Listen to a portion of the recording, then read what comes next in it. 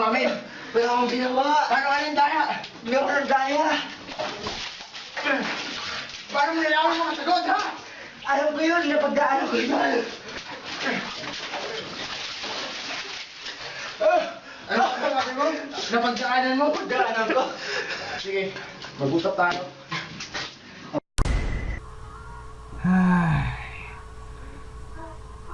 Sabi mo kamo, lahat yun napagdaanan mo. Opo. Parang hindi ako makapaniwala dun ah. Sabi nila nandaya ka. Hindi po. Sige. Ngayon, gusto sabihin mo sa akin mula question 1 hanggang last question. Ano ba yung mga naisip mo at naalala mo?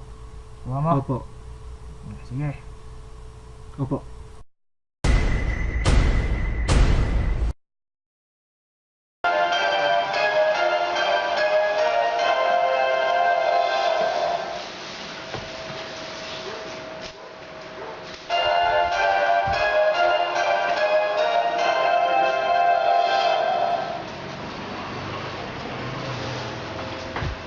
Welcome to Who Wants to Be a Millionaire.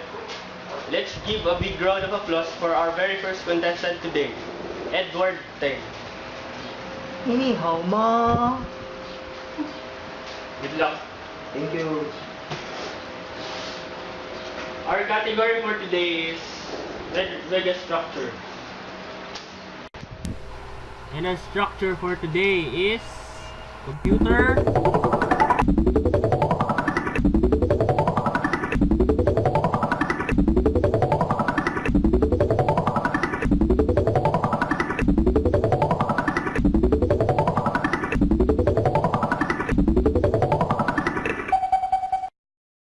Take 60,000 tons of steel, 260,000 cubic meters of concrete, 2,000 dedicated Chinese workers, and some of the best design brains in the business. And this is what you get. The Shanghai World Financial Center. Nearly 500 meters tall, and every meter state-of-the-art. Designed to be strong enough to stand up to killer typhoons and powerful earthquakes, and to withstand the ultimate threat, by a world-renowned engineer still haunted by his most famous building's horrifying fate. When this megastructure's finished, the world will marvel at a skyscraper like no other, a dazzling icon of China's rise to power. Let's go for the first question. Who is the structural engineer of Shanghai World Financial Center? A. Leslie E. Robertson. B. Con Peterson Fox. C. Boss L. Drew. Or D. Shanghai Sheikh. Can I use the 50-50? Okay. 50-50. Choose from Leslie E. Robertson or Boss L. Drew. I think the answer is A. Okay. The correct answer is Leslie E. Robertson. Second question for 3,000 pesos. What kind of foundation did they use in the Shanghai World Financial Center? A. Sheet piles. B. Bearing piles. C. Anchor piles. Or D. Friction piles. I think the final answer is letter D. Is that your final answer? Yes.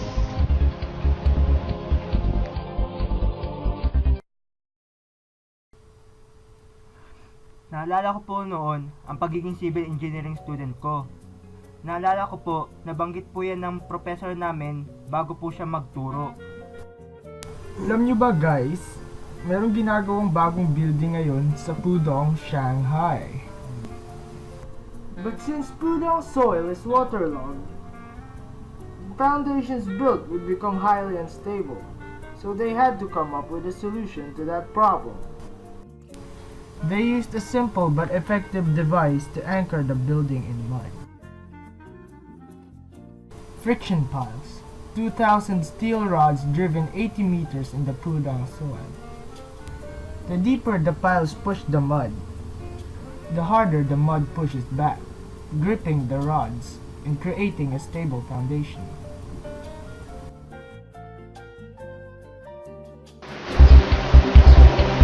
What method did they use to make the building light?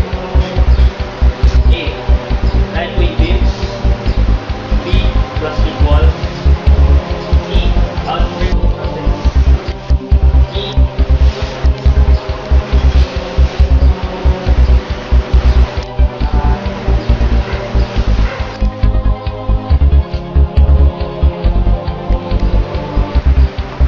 You still have two lifetimes left. You have to calculate or ask the audience. You can use if you want to use.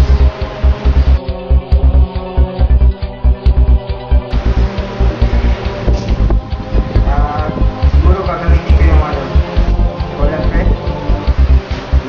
Sino ang gusto mong tawagan natin? Ang aking kaibigan.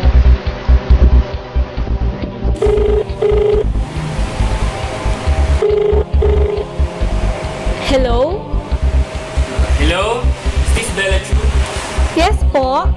Ang kilala mo ba si Edward Teng? Edward Ting. Ay, opo. Nasa Who Wants to be a Millionaire siya ngayon. At kailangan niyang magtanong sa'yo.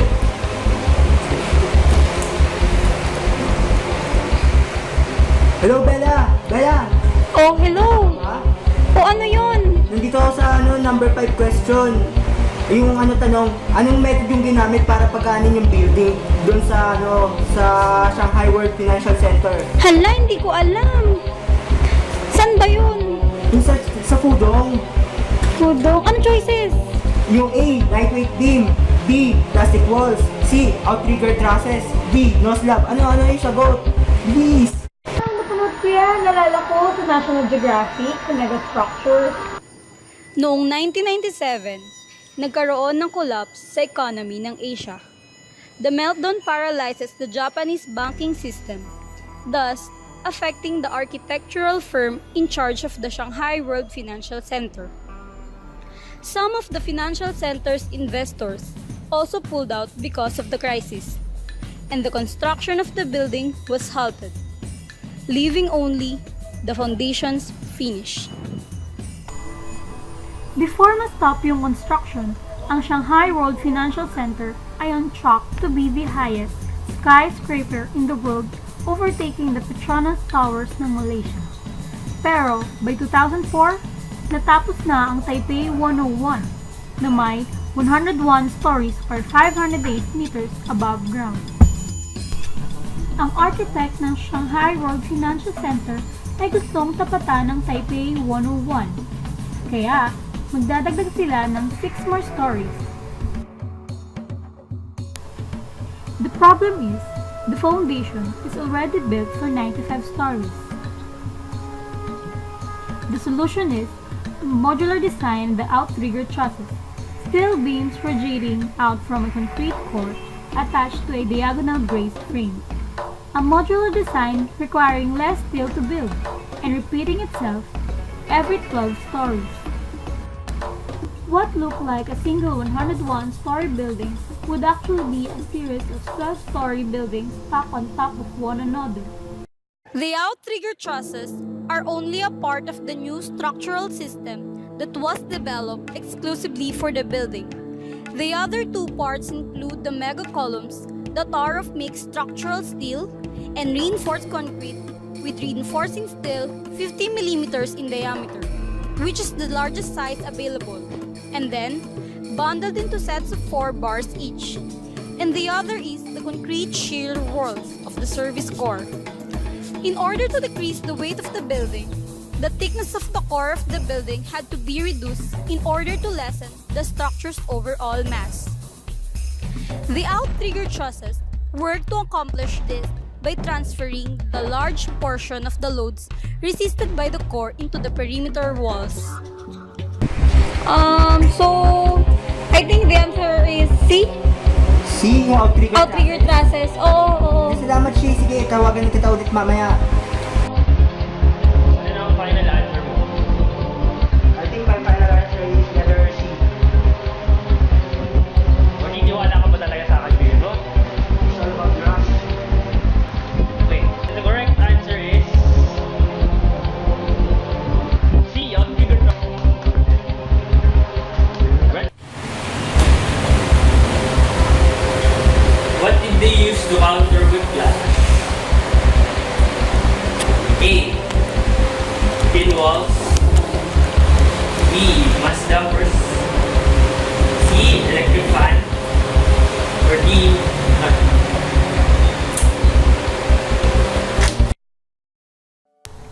Sa question naman na po yun, naalala ko po yung time na nagtatrabaho pa ako bilang janitor sa isang engineering firm.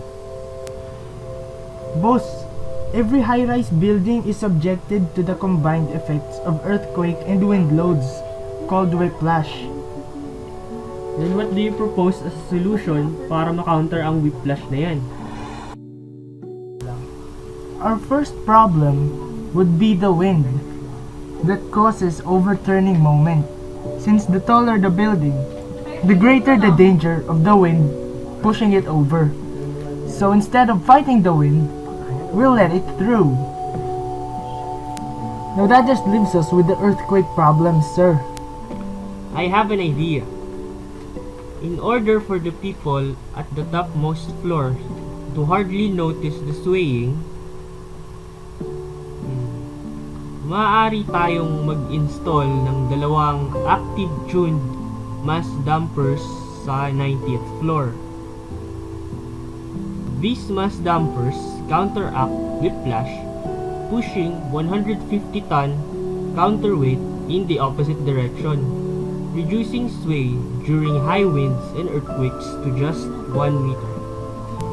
Sir, nagko-complain po ang mga Chinese tungkol sa aperture sa top. Bakit naman sila nagko-complain? Kasi daw po, it resembles the Japanese flag. And that it seems that they're being occupied. Yun ang dating sa kanila. Fine, ibahin na lang natin ang shape ng wind hole into a more politically neutral one, which is more inclined with the shape of the building, the trapezoid.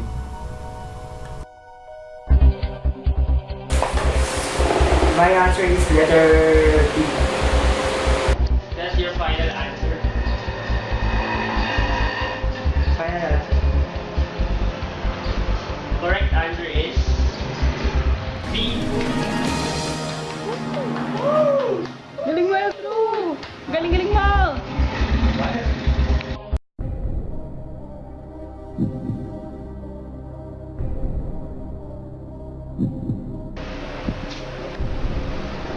The question is, what is the name of the super crane used for the construction of the building? A. Agent SG0721. B. Leopold A69. C. Robot 2468. Or D. Fabfel Fabco M900D. Alam ko to eh. Wala ka ng lifeline, ha? Tungkol naman po sa tanong na yan, may naikwento po sa akin ang kaibigan ko pong engineer. Alam mo ba, may kikwento pa ako sa'yo. Maganda rin to. Oh? Oo, yung SWFC, paano tinayo yun? Yung cranes nun, umaabot hanggang top floor. Grabe, ang galing. Ang galing! Ang ginamit na crane para sa construction ng SWFC is one of the most powerful high-rise cranes in the world, the Fabel Fabco M900D. And one of the most amazing features of the crane is that it has the ability to lift itself up as the building rises in height, making sure the crane is always on top of the structure that is being built. To accomplish this, powerful hydraulic rams are installed to its towers that enable it to jack its 250-ton crane 40 meters straight up, enabling the installation of new tower segments. In order to ensure the efficiency of work, the crane must not only be strong, It must also be smart and fast. The M900D can lift up to 32 tons of load, 400 meters up, and going at a speed of about 36 meters per minute. The M900D's hook hangs from a wire rope that's 750 meters long, the length of 10 jumbo jets. The crane also comes with a drive system, which knows when there's nothing on the hook and gives the go signal for the hook to go full speed to the ground. Although, when the hook is loaded up to full load, the motor switches to full power to pull the huge hunks of steel hundreds of meters above the ground. Sa baba naman ng construction site, concrete pumping machines were deployed to deal with the construction of the building. When the rebar is ready, workers 400 meters high will need massive amounts of concrete pumped up to them. And to accomplish this, two types of concrete pumping machines were used. The mobile concrete pumping machine, whose arm can only reach a height close to 40 meters. And the other, more powerful type of concrete pumping machine. They may not look like much, but they are so powerful that they can pump concrete to a height of up to 500 meters above ground, through a pipe that runs across the bottom of the building and then straight up to the 90th floor. My answer is letter D. Pavel Papco M900D. Is that your final answer? Final answer. Correct answer is D. Pavel Babgo M900. Congratulations. For the next question, worth 500,000 pesos. What feature of the building counters the threat of fire? A. Refuge floors. B. Hole. C. Canted sections. Or D. Fire station each floor. Nasagot ko po yung tanong na yon dahil namasukan po ako bilang driver sa isang engineer. Marami po akong natutunan sa kanya kasi po marami po kami napagsamahan. Traffic na naman, pre. Ano ba to? Maulan pa. Kaya nga po boss eh. May balita. May balita.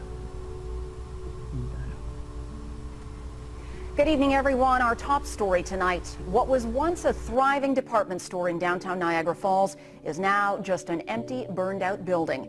The historic structure, which once housed Rosberg's department store, went up in flames early this morning. Sean Cowan has the story. Fire ripped through this historic building, which was once a major part of the commercial district in downtown Niagara Falls. Flames shot out of windows where the latest fashions were once displayed. The second and third floors where offices and apartments once were, but now it's all gone. Grabe. Meron namang sunog. Kaya nga po boss eh. Buti na lang. Hindi na apektuhan ng Shanghai World Financial Center dito. Bakit naman boss?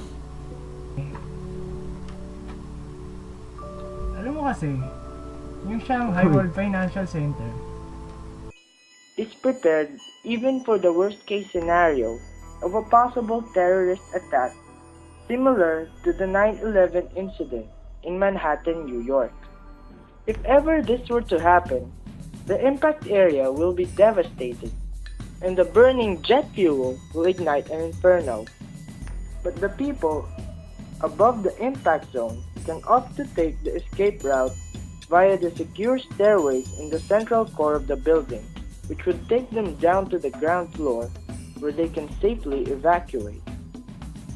The people also have an option to go to the topmost floor of the building and take the express elevator at its side, which is protected by the mega column, and go straight down to the ground floor. If the people are still encountering difficulties getting out of the building, the architects gave them another way to survive. They designed special refuge floors that are evenly distributed throughout the building. These refuge floors are built every 12 levels of the whole structure. The whole structure is enclosed in glazing except for the refuge floors, which will have normal windows so that people waiting inside to be rescued can have fresh air. These refuge floors are also wrapped in specially thickened, fireproof steel. People escaping a fire or a terrorist attack can make their way into one of these floors, knowing that they'll have a higher chance of survival. The modular design of the building also prevents it from collapsing on itself.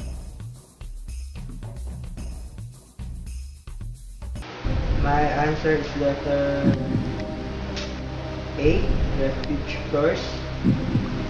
Is that your final answer? Final answer. Correct answer is A, refuge floor.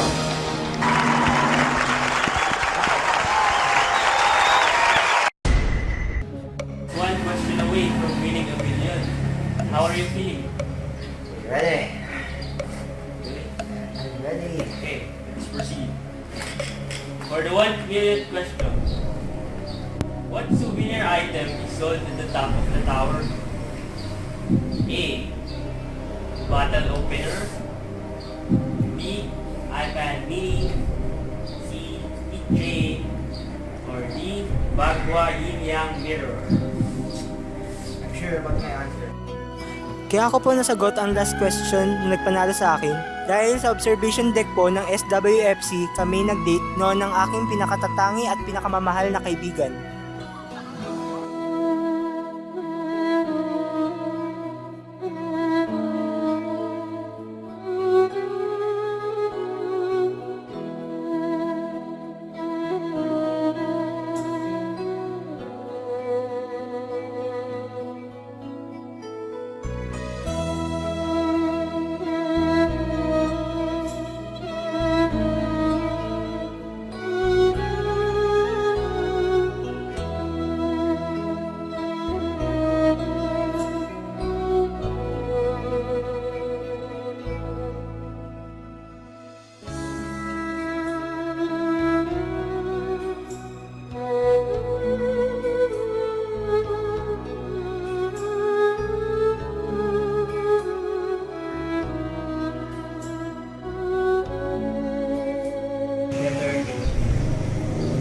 Ano man nasabi na A?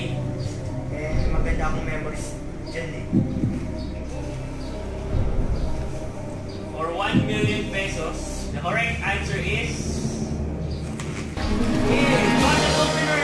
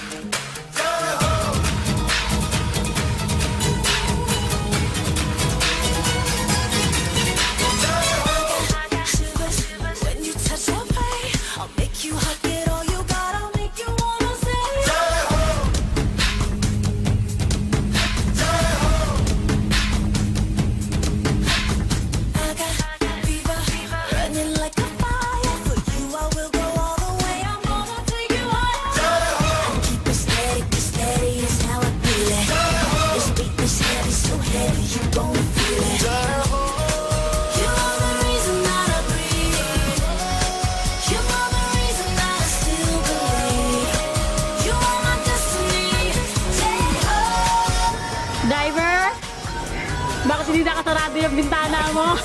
Hindi ko makita yung TV. Oh, sige. Sarado. Bottle opener! Nakita ka!